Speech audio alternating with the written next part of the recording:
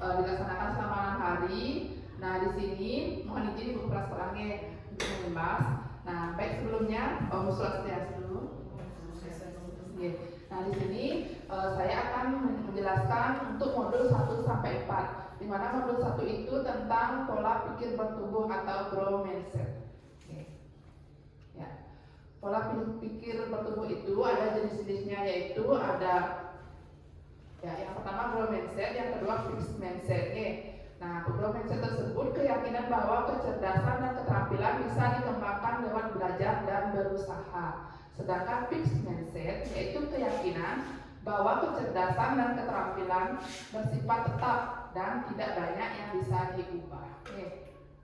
Nah, di sini teman-teman dari pola pikir bertumbuh, pola pikir tetap, ada yang disebut pola pikir tetap dan pola pikir bertumbuh atau yang disingkat dengan PPT dan PPB. Di mana PPT tersebut belajar cara mengenali suara PPT. Nah, di sini suara yang menimbulkan kekhawatiran dalam menghadapi tantangan dan kesulitan. Nah, sedangkan dalam pola pikir bertumbuh itu suara yang menimbulkan optimisme dalam menghadapi tantangan dan kesulitan. Di sini saya contohkan ada suara pola pikir tetap. Yang pertama, misalnya kalau saya gagal berarti saya tidak mampu. Sedangkan suara pola pikir bertumbuh, kalau saya gagal berarti saya harus belajar dan mencoba lagi. Seperti itu perbedaannya, Nah, lanjut. Nah, hubungan guru dan murid. Nah, murid mengetahui banyak gurunya bahwa gurunya yakin kepada kemampuan muridnya dalam belajar. Yang kedua, murid menghormati dan menyukai gurunya. Ketiga, murid mau meminta masukan dari gurunya. Keempat, murid sadar bahwa nilai akademik yang diperoleh tidak lebih penting daripada perkembangan diri mereka sendiri. Yang kelima, murid merasa aman dengan gurunya. Nah, di sini ada juga yang disebut pujian pribadi PS pujian proses, di mana cara guru memberikan pujian atau kritik juga menjadi faktor yang sangat menentukan tipe pola pikir yang akan terbentuk pada muridnya. Dua pujian berikut ini ternyata memberikan dampak yang sangat berlawanan. Nah, contohnya pujian pribadi, kamu pasti pintar. Nah, kalau pujian prosesnya itu kamu pasti sudah bekerja keras. Nah, di mana dalam proses itu proses belajarnya, Nah, seperti ini pujian proses. Kamu butuh materi matematika yang akan menantang otakmu. Sedangkan pujian prosesnya, kamu butuh materi matematika yang pujian ini nak. pujian prosesnya hasil. Hasil dan pujian. Nah, contohnya seperti ini. Kamu telah menggunakan strategi yang tepat untuk menjawab soal ini. Pujian prosesnya, kamu telah menggunakan strategi yang tepat untuk menjawab soal ini. Ya, beda ini. Itu untuk modul 1. Sekarang kita lanjut ke modul 2.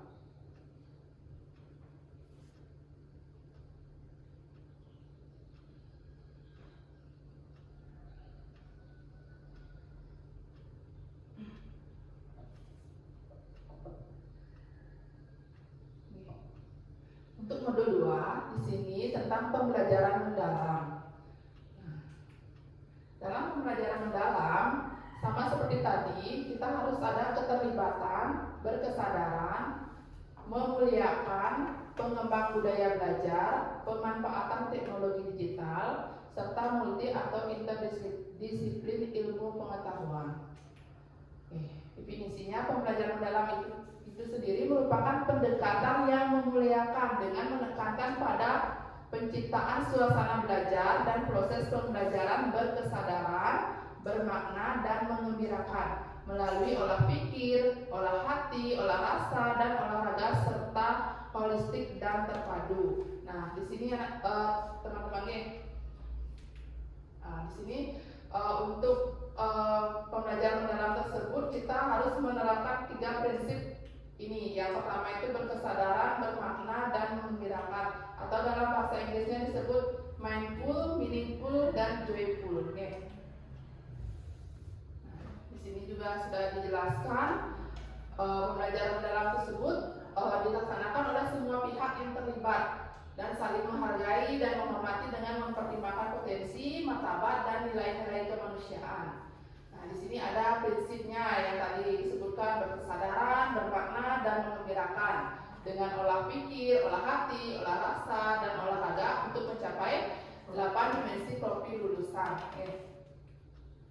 Nah, di sini sudah dijelaskan juga berkesadaran itu tentang pengalaman belajar peserta didik yang diperoleh ketika mereka memiliki kesadaran untuk menjadi pembelajar yang aktif dan mampu meregulasi diri.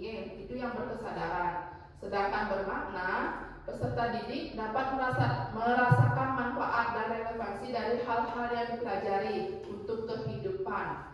Dan menggembirakan itu sendiri, pembelajaran yang menggembirakan merupakan suasana belajar yang positif, menyenangkan, menantang, dan memotivasi, di mana peserta didik merasa dihargai atas kelebihan dan kontribusinya pada proses pembelajaran.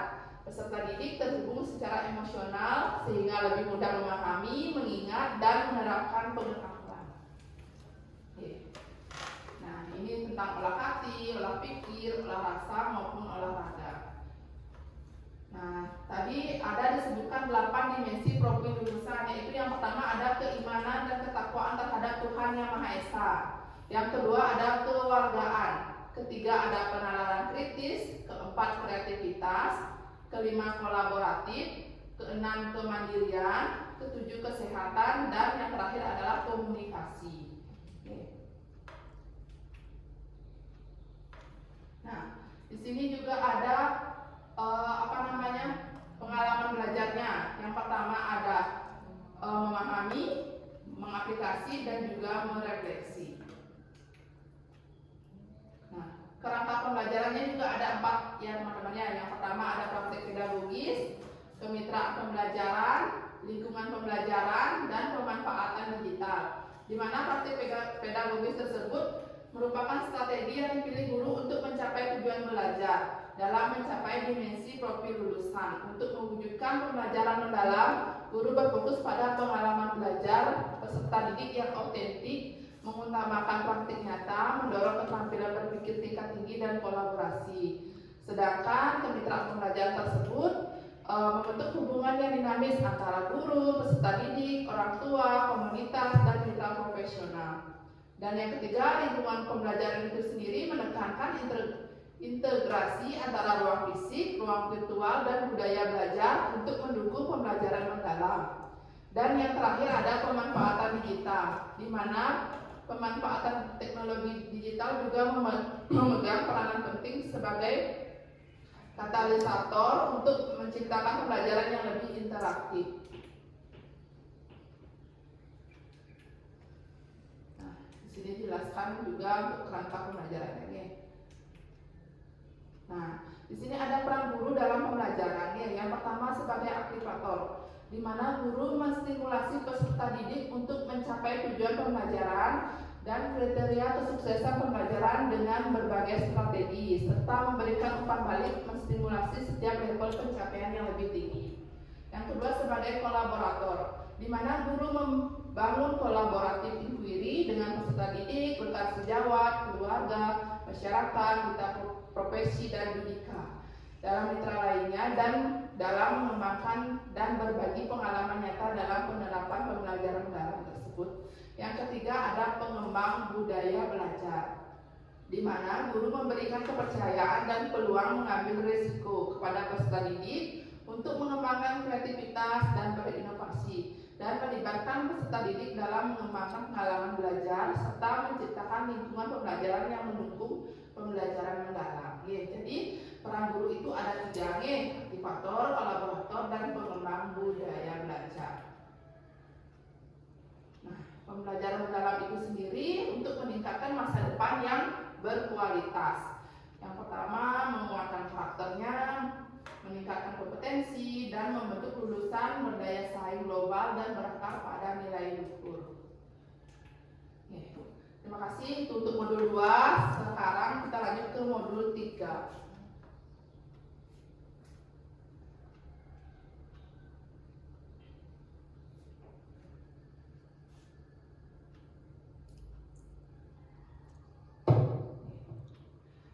Untuk modul 3 di sini tentang prinsip pembelajaran mendalam. Nah, di mana prinsip pembelajaran mendalam seperti yang sudah dijelaskan di modul 2 tadi ada 3. Yang pertama, berkesadaran, bermakna, dan juga menggembirakan. Nah, seperti yang sudah dijelaskan tadi juga, berkesadaran merupakan pengalaman peserta belajar peserta didik yang diperoleh ketika mereka memiliki kesadaran untuk menjadi pembelajar. Jadi mereka harus sadar dulu bahwa mereka itu adalah seorang siswa, seorang pembelajar yang aktif dan mampu meregulasi diri. Berkesadaran, penerapannya yaitu yang pertama ada kenyamanan peserta didik dalam belajar, fokus, konsentrasi, dan perhatian, dan yang lainnya. Nah, yang kedua, bermakna. Pembelajaran bermakna terjadi ketika peserta didik dapat menerapkan pengetahuannya secara kontekstual. Proses belajar peserta didik tidak hanya sebatas memahami informasi atau penguasaan konten, namun berorientasi pada kemampuan mengaplikasi pengetahuan. Nah, penerapannya berupa kontekstual atau yang relevan dalam kehidupan nyata. Yang kedua, ada keterlibatan peserta didik berperan dalam pemecahan masalah atau isu terdekat di kehidupan nyata. Dan yang terakhir ada menggembirakan, di mana pembelajaran yang menggembirakan ini merupakan suasana belajar yang positif, menantang, menyenangkan, dan memotivasi. Nah, dalam hal ini bisa kita ajak siswa untuk melakukan ice breaking atau menebak soal seperti itu. Ada proses belajar menjadi lebih aktif dan menggembirakan. Nah, penerapannya seperti ini ya. Lingkungan pembelajaran yang interaktif, aktivitas pembelajaran yang menarik, minat dan rasa ingin tahu, menginspirasi, tantangan yang memotivasi, tercapainya keberhasilan aha moment, memberikan ruang untuk prakasa, kreativitas sesuai dengan bakat, minat, dan perkembangan. Nah, dalam prinsip pembelajaran mendalam ini dapat terjadi secara terpisah ataupun simultan yang tidak berurutan. Nah, ada yang disebut juga olah pikir, olah hati, olah apa lagi? Olah rasa, dan juga olahraga. Nah, dalam hal ini ada juga pengalaman belajar, di mana yang pertama itu ada memahami, yang kedua ada mengaplikasi, dan yang ketiga ada merefleksi. Nah, memahami tersebut merupakan pendekatan pembelajaran mendalam pada fase awal pembelajaran yang bertujuan untuk membangun kesadaran peserta didik terhadap tujuan pembelajaran. Jadi pada saat kita memberikan pelajaran kepada peserta didik, kita harus menjelaskan terlebih dahulu apa tujuan pembelajaran yang akan diajarkan hari ini, agar peserta didik tersebut aktif dan tahu, oh hari ini kita akan belajar ini, misalnya ya.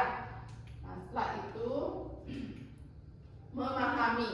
Nah, pada pengalaman belajar memahami, guru memantik rasa ingin tahu peserta didik untuk memperoleh pengetahuan yang esensial dan diaplikasikan dalam berbagai konteks dengan mengintegrasikan antara nilai dan karakter.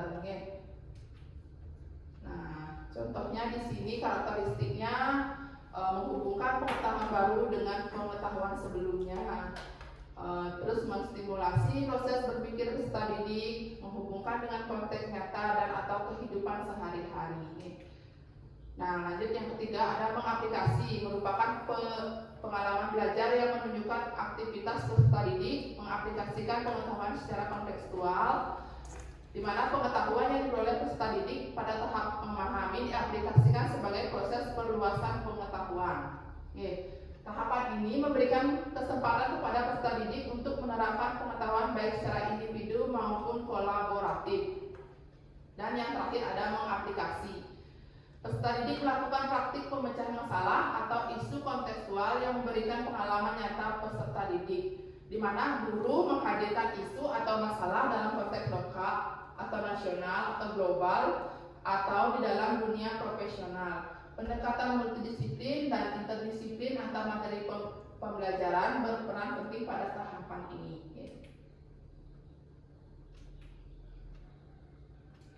ini pengalaman belajar yang tadi, ada mengaplikasi, merefleksi. Ya. Nih, kita lanjut ke modul 4.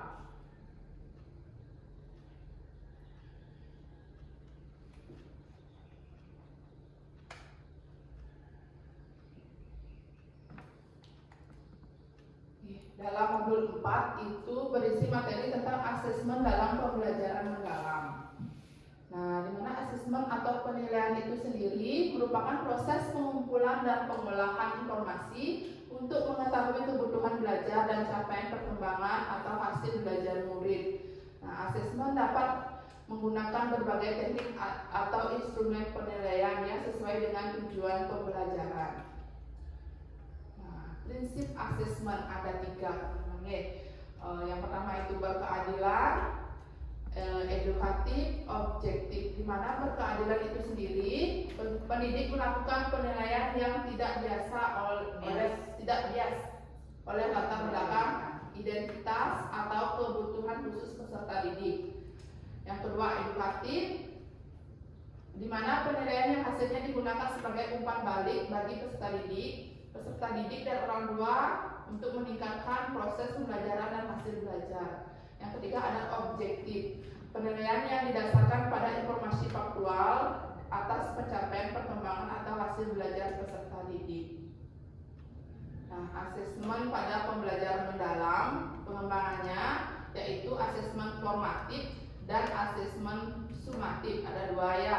Yang pertama asesmen formatif itu biasanya di awal pembelajaran, dengan cara memberikan pertanyaan pemantik seperti itu, dan juga pada saat proses pembelajaran. Dan yang kedua itu asesmen sumatif, biasanya digunakan pada akhir pembelajaran. Asesmen ini juga untuk berkelanjutannya untuk mencapai level pembelajaran mendalam dengan mempertimbangkan 3 prinsip pembelajaran seperti memahami, 3 pengalaman belajar maksudnya seperti memahami, mengaplikasi dan juga merefleksi. Nah, lanjutnya asesmen pada pembelajaran mendalam yaitu asesmen formatif dan sumatif diterapkan dengan penekanan pada asesmen autentik dan holistik. Ada 2. Nah, seperti yang tadi dijelaskan, asesmen formatif itu asesmen di awal pembelajaran yang dilakukan untuk mengetahui kesiapan murid untuk mempelajari materi ajar dan mencapai tujuan pembelajaran yang telah direncanakan.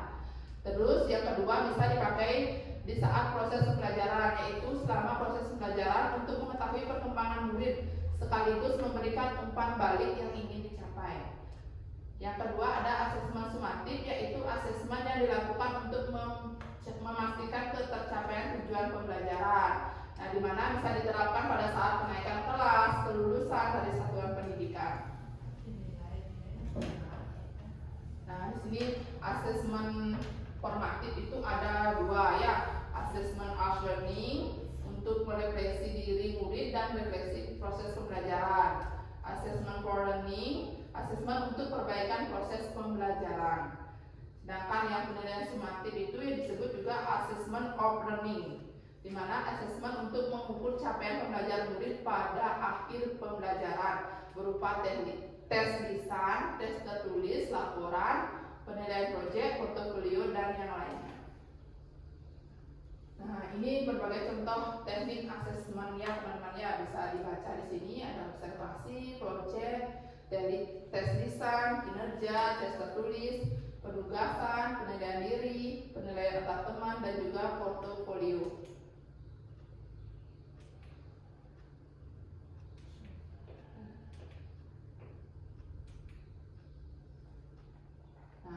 Contoh pengalaman pembelajaran mendalam pada ranah afektif dan psikomotorik.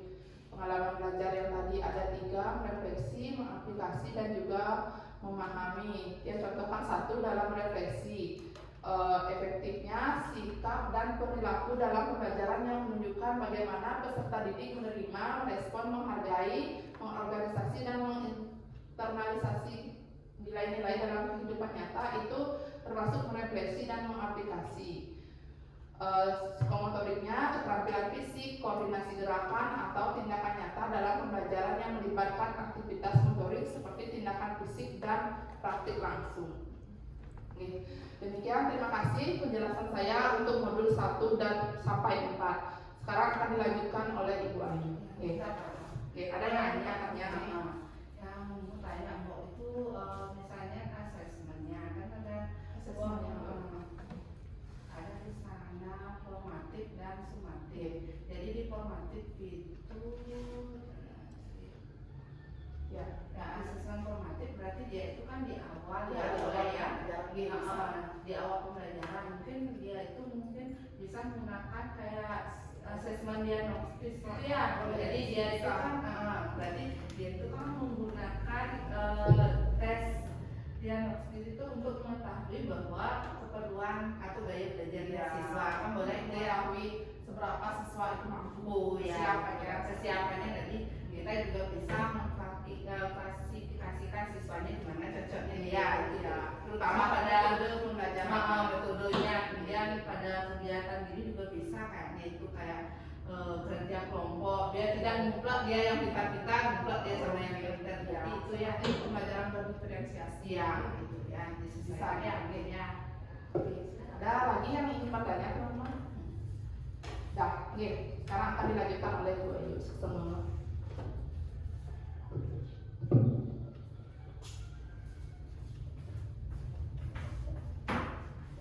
Baik, terima kasih Bu Ita untuk waktunya. Di sini Tiang akan menjelaskan atau melanjutkan materi dari modul 5 sampai modul 7 dan memberikan contoh modul ajar.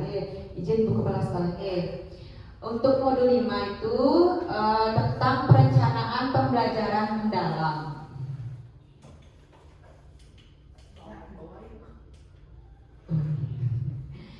Untuk perencanaan pembelajaran mendalam sendiri ada 4. Yang pertama, identifikasi. Jadi dalam proses identifikasi ini kita mengidentifikasi kesiapan murid, memahami karakteristik materi pembelajaran, dan menentukan dimensi profil lulusan. Jadi ada 8 dimensi profil lulusan. Yang kedua, desain pembelajaran. Yang pertama, dalam desain pembelajaran itu kita dapat melakukan menentukan tujuan pembelajaran, menentukan kerangka pembelajaran seperti praktek pedagogis, kemitraan belajar, lingkungan belajar, dan pemanfaatan digital.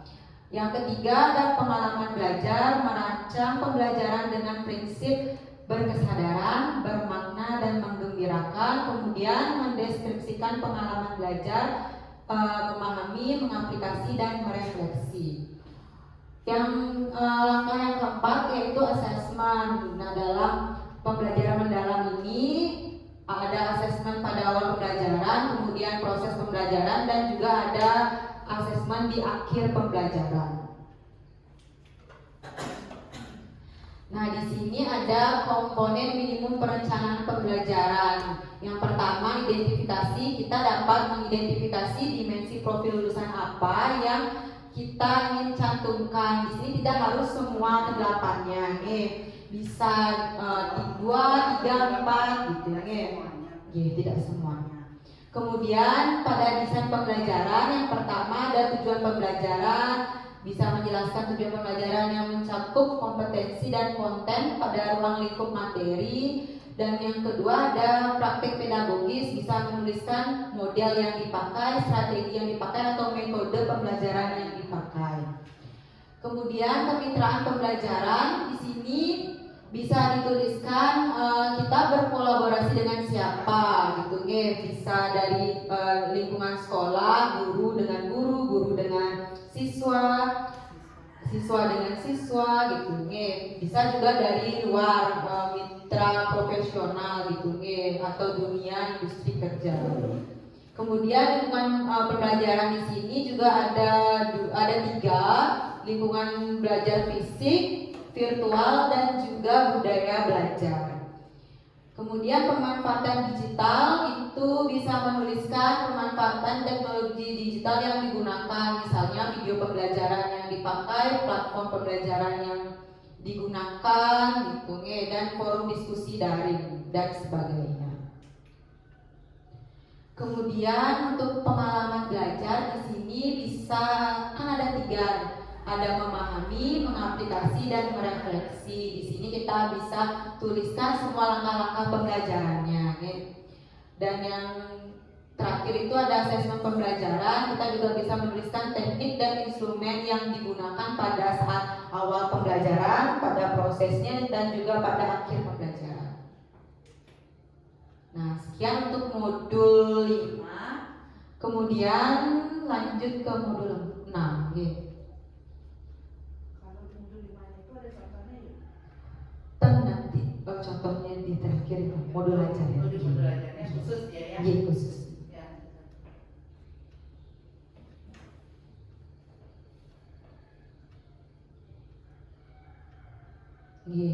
Lanjutnya di modul 6 juga tentang implementasi pembelajaran mendalam.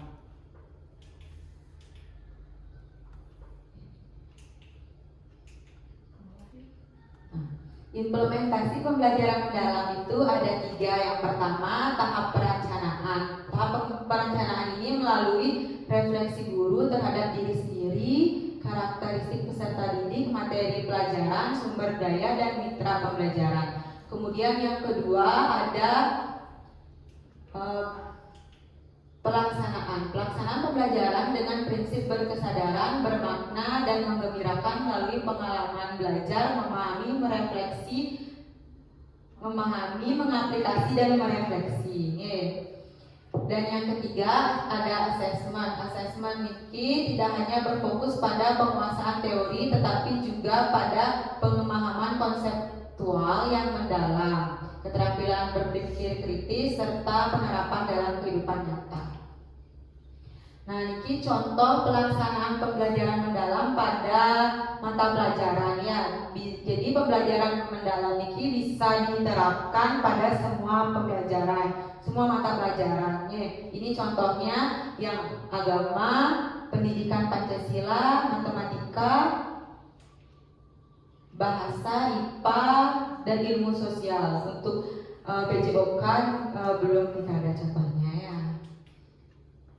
Nah, kemudian contoh pembelajaran mendalam pada tahap memahami, yaitu berkesadaran dan bermakna, dimulai dari kegiatan pertama yaitu orientasi. Guru memberikan stimulus untuk membangkitkan rasa ingin tahu peserta didik dan mulai mengidentifikasi topik yang akan dieksplorasi. Kemudian merumuskan masalah. Peserta didik mengidentifikasi dan merumuskan pertanyaan yang akan dijawab dalam proses inquiry, dan guru membimbing peserta didik untuk menyusun hipotesis atau dugaan awal. Kemudian ada pengumpulan data dan juga pengolahan dan analisis data. Pada tahap mengaplikasi, di sini bermakna dan menggunakan prinsip bermakna dan menggembirakan, ada kegiatan menarik kesimpulan dan komunikasi. Kemudian pada tahap refleksi, berkesadaran dan bermakna, ada kegiatan refleksi dan aplikasi serta tindak lanjut. Contoh asesmen pembelajaran mendalam itu pada awal pembelajaran berupa kuis singkat pengetahuan awal tentang, contohnya materinya ekosistem, berarti kuis singkatnya tentang ekosistem. Kemudian pada proses pembelajaran bisa berupa peta konsep, presentasi, dan asesmen proyek pengelolaan sampah, kalau tentang pengelolaan sampah.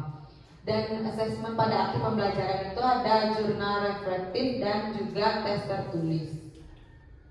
Nah, ini contoh gambaran, contoh implementasi pembelajaran mendalam pada tingkat SD. Jadi siswa mungkin diajak bereksperimen, langsung membuat juga karya dari barang bekas gitu di fotonya. Ini masih contohnya. Kemudian prinsip asesmen pembelajaran mendalam tadi sudah dijelaskan sama Bu Ita. Nah, jadi refleksi pembelajaran mendalam ini menuju pendidikan yang bermutu untuk semua ya. Jadi yang pertama memuliakan setiap individu, kemudian transformasi pembelajaran, pendekatan holistik atau secara menyeluruh, baik dari olah hati, olah pikir, dan olah rasa, serta olahraga. Kemudian kolaborasi ekosistem pendidikan, dan yang terakhir pendidikan masa depan.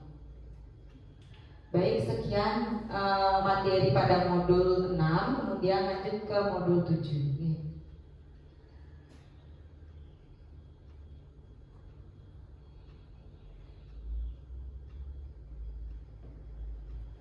Jadi niki inquiry kolaboratif pada modul 7. Mungkin materinya juga sama dengan buku kepala sekolah. Jadi inquiry kolaboratif ini pengertiannya pendekatan berbasis tim yang memungkinkan guru untuk bekerja sama dalam mengidentifikasi tantangan di kelas, kemudian merancang strategi pembelajaran yang tepat secara berkelanjutan dan merefleksikannya atau menyempurnakannya dalam praktik pengajaran. Siklusnya ada 4. Yang pertama assess, kemudian design, implement, measure, reflect, and change. Nah, dalam tahapan yang pertama assess atau identifikasi, jadi proses memahami secara mendalam siapa murid yang ada di hadapan kita. Bisa dilakukan dengan cara asesmen awal untuk mengetahui pengetahuan dan keterampilan awal murid. Kemudian tahap yang kedua, desain atau perancangan, itu setelah memahami secara mendalam siapa murid yang ada di hadapan kita pada tahap assess, tahap berikutnya yaitu merancang atau mendesain pembelajaran yang bermakna, adaptif, dan menantang. Jadi pada tahap ini guru bersama secara tim memulai bertanya dan berdiskusi mengenai strategi dan pendekatan pembelajaran yang paling relevan atau yang paling tepat digunakan. Kemudian yang ketiga yaitu implementation atau pelaksanaan. Jadi tahap implementation ini adalah tahap di mana guru dan tim kolaboratif secara bersama-sama menerapkan rencana tindakan yang telah disusun dalam proses inquiry untuk meningkatkan kualitas pembelajaran. Kemudian tahapan yang terakhir itu ada measurement, reflect, and change. Jadi pengukuran, refleksi, dan perubahan. Tahap terakhir dalam siklus inquiry kolaboratif ini sangat penting untuk memastikan bahwa pembelajaran yang telah dilaksanakan benar-benar memberikan dampak positif bagi murid dan menjadi dasar bagi perbaikan berkelanjutan. Nah, jadi sekian materi dari modul 5 sampai modul 7. Berikut yang izin contoh modul belajar.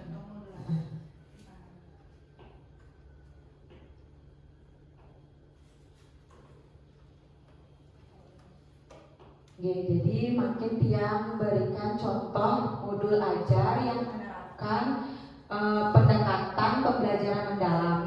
Di sini Tiang mengambil materi daur ulang sampah dan pelestarian lingkungan pada kelas 5 SD, mata pelajaran IPAS, alokasinya 3x35 menit. Kemudian topiknya ekosistem, sampah, dan tanggung jawab lingkungan. Nah, yang pertama itu ada di 8 dimensi profil lulusan. Jadi saya mengambil ada 6 dimensi profil lulusan. Ya, yang pertama keimanan dan ketakwaan kepada Tuhan Yang Maha Esa, penilaian kritis, kreativitas, kolaborasi, kesehatan, komunikasi. Kemudian capaian pembelajaran, kemudian ada tujuan pembelajarannya. Kemudian yang keempat ada praktik pedagogis. Jadi di sini menggunakan berbasis proyek atau project based learning. Kemitraan belajarnya yaitu orang tua, petugas kebersihan, dan kolaborasi dengan wali kelas dalam pameran karya. Kemudian lingkungan pembelajaran, ruang fisik dan ruang virtual. Dalam ruang fisik ini Tiang menggunakan lingkungan sekolah dan kelas. Kemudian ruang virtualnya menggunakan WhatsApp group. Kemudian pemanfaatan digitalnya menggunakan video edukatif dari YouTube. Kemudian ada quizzes, kamera HP atau tablet. Ada langkah-langkah pembelajarannya, kegiatan awal seperti biasa. Kemudian kegiatan inti yang menerapkan pengalaman belajar, memahami, mengaplikasi dan merefleksi. Kemudian pada tahap kegiatan akhir, kegiatan akhir dan yang terakhir ada asesmen. Asesmennya berupa formatif dan sumatif. Langsung aja ya jawabnya. Berarti di sana yang berkesadaran itu mungkin kalau dulu itu kita persepsi ya. Persepsi. Dengan pembelajaran yang kita akan laksanakan seperti itu ya. Bermakna juga diskusi gitu kan, langsung penerapan. Ya, kita ajak siswa langsung menerapkan pembelajaran yang sudah didapat. Kemudian menggembirakannya dengan cara melakukan ice breaking. Itu motivasi bukan? Iya, bisa. Ice breaking. Iya. Iya. Ujian, Memberikan ujian proses bukan ujian hasil kan itu ya. Asesmennya ada formatif, sumatif, dan penguatan karakternya ada. Sekian, jadi pada intinya pembuatan modul ajar niki ada yang ditambahkan, ada juga yang dihilangkan seperti profil pelajar Pancasila itu dihilangkan dan diganti menjadi 8 dimensi profil lulusan.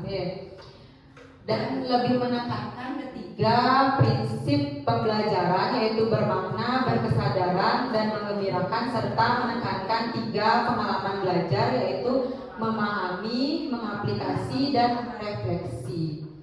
Baik, sekian yang bisa kami berdua sampaikan. Apa ada yang ingin ditanyakan nih teman-teman?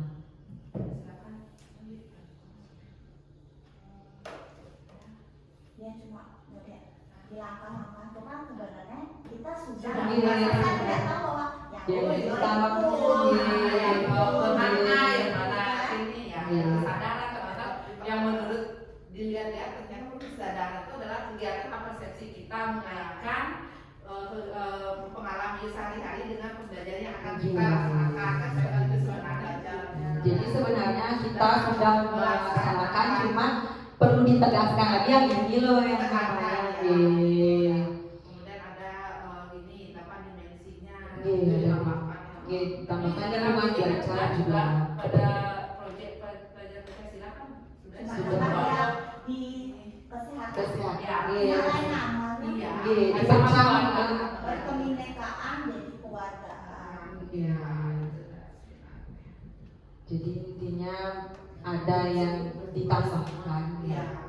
Terus yang gininya itu kelihatan yuk, yang apa itu adanya pengalaman belajar yang Memahami, mengaplikasi, sama merefleksi. Ya, ada yang kelompok refleksinya Yes. masuk. ya memahami mengaplikasikan. Iya, kita memahami Itu kan kegiatan intinya kalau dulu kan EEK-nya ya. Sekarang memahami mengaplikasikan di sana. Berkelompok. Jadi dalam pembelajaran mendalam ini tidak lagi memakai sintaks nih.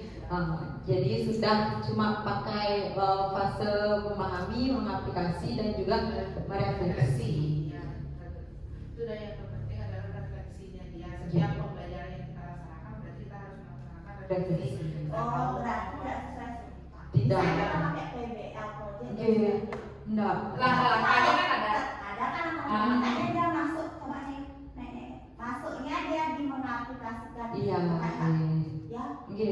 Kalau PBL kan ada orientasi masalah, Iya. dia mengaplikasikan. Iya. Jadi mengaplikasikan tetap sintanya apa sih? Iya, tetap PBL-nya kita pakai apa langkah yang menjadi ciri khas dalam PJBL itu dia di apa tuh namanya dimasukkan ke fase yang mana yang tepatnya dalam pembelajaran mendalam itu Dia tidak Dituliskan di satu. Jadi kita memilah yang mana cocoknya dia di mengaplikasikan, yang mana di memahami dan merefleksi gitu ya. Nanti tiap juga share nih materinya nih sama modul ajarnya nih. Berarti di sana juga gininya apa tuh namanya, penekannya juga bukan satu aja. Kalau dulu kan kita misalnya pakai kooperatif satu aja kita pakai kan. Kalau dulu waktu kita Modelnya, ininya iya. modelnya itu kan. Kalau sekarang kan boleh tidak Boleh. gini banyak ya kan. Boleh. Jadi sekian materi yang kami dapatkan, semoga bermanfaat ya Bapak Ibu. Karena tadi diawali dengan pengajari, maka saya tutup dengan para Santi. Om Santi Santi Santi.